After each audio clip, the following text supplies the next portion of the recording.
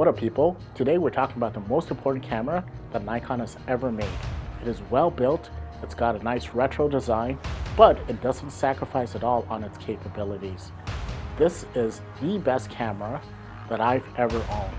And of course today we're talking about the Nikon Zf.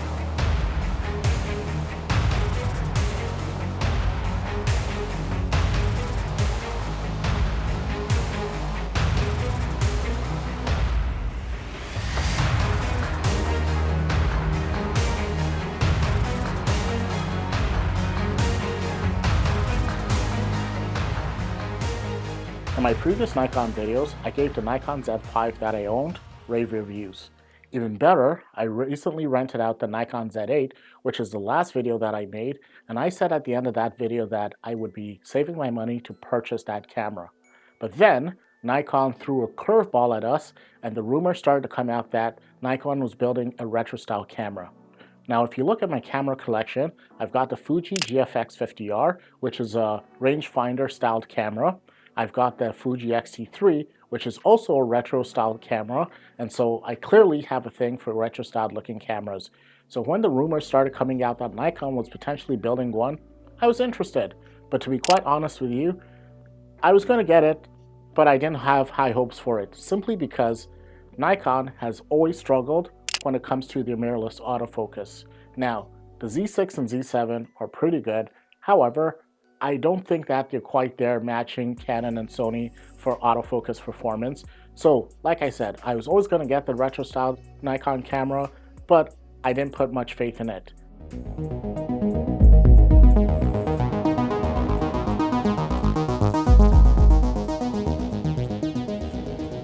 So when it comes to the specifications of this Nikon Zf, it's got a 24 megapixel sensor, and while that might not be the greatest in today's standards, I am very happy with a 24 megapixel camera.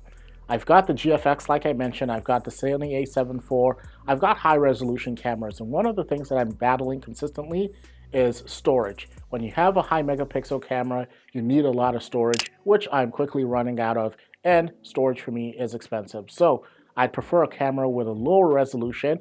24 megapixels is the perfect sweet spot. Nikon did not come to play at all. When it comes to the burst rates, Nikon can shoot up to 30 frames per second.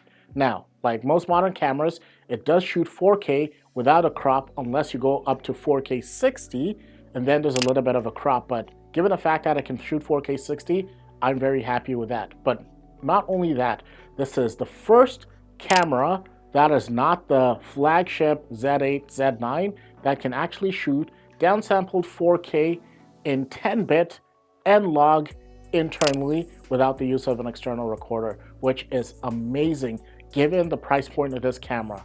Additionally, it has got the XP7 processor, and this is the spec that was the biggest game changer, and that changed my mind on immediately purchasing this camera when it came out. See, here's a little secret. The reason why the Nikon Z8 and the Z9 are so powerful is one half has to do with your XP7 processor, which is more powerful than the dual processors that are found in the Z7 II and the Z6 II.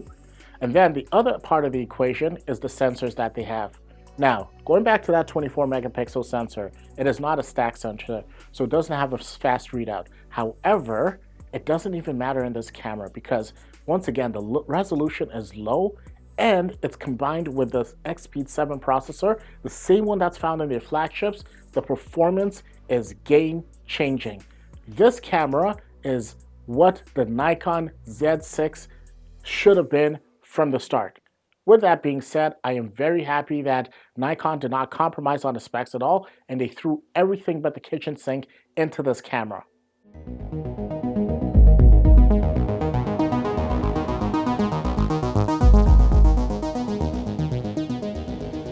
Now, before we go into the performance, let's talk about the body and handling. So, obviously, this is a retro design, and for those of you who are old enough, this camera was modeled after Nikon's legendary FM2. When it comes to the downsides of this camera, there only exists one, and it's the grip.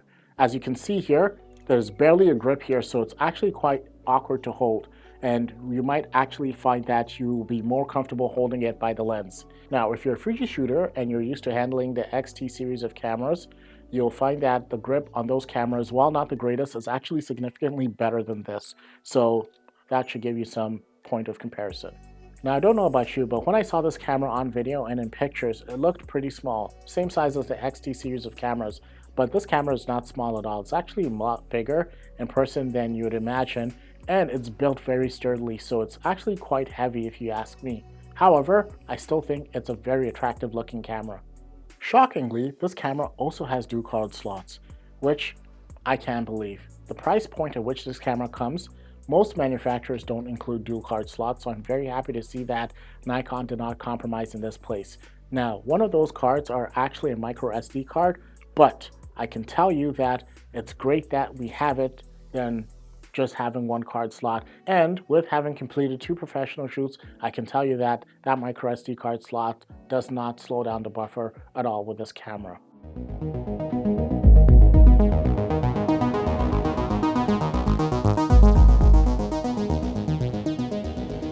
When it comes to the image quality of this camera, this section should be the shortest.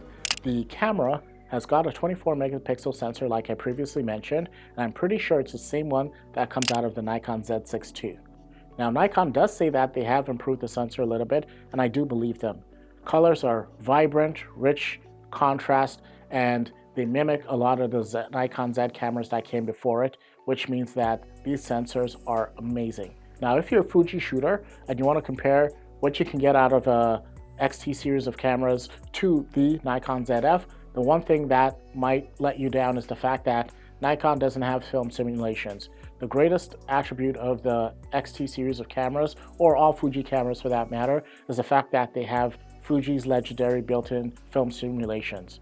But I'm pretty sure with the popularity of this camera, it is going to grow and people are going to create recipes that you'll be able to use on these Nikon files, because let me tell you about the dynamic range of these files. They're some of the greatest files that I've ever worked with. As a matter of fact, a week ago, I shot this camera on a professional job alongside my Fuji GFX, and I was able to perfectly and easily match the files that I got out of the Nikon ZF to the GFX files. You can see them right here.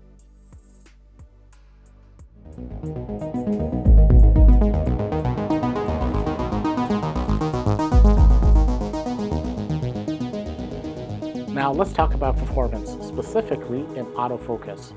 This camera is a game changer for Nikon, and this is why I said this is one of the best cameras Nikon has ever made. It's also the most important.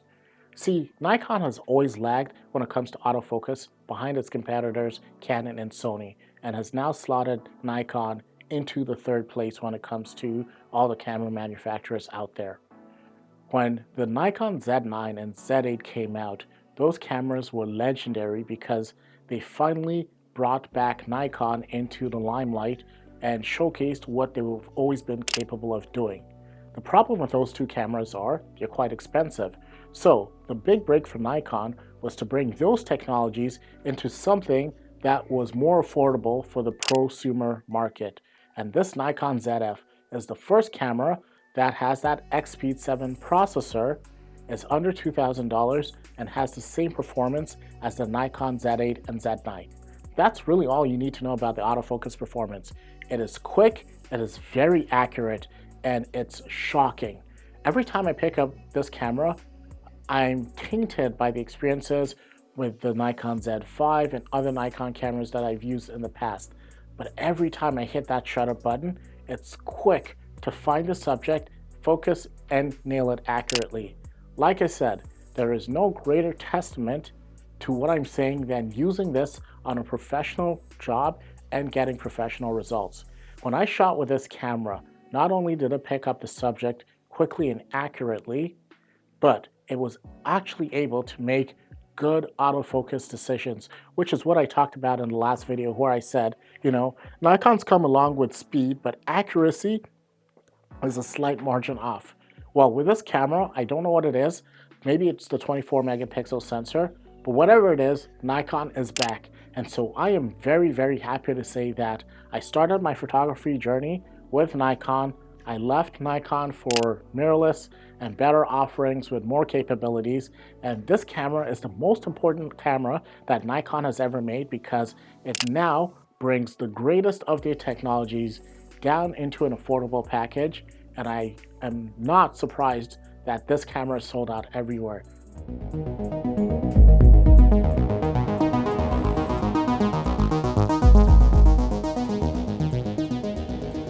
I want to congratulate Nikon on what they have done here.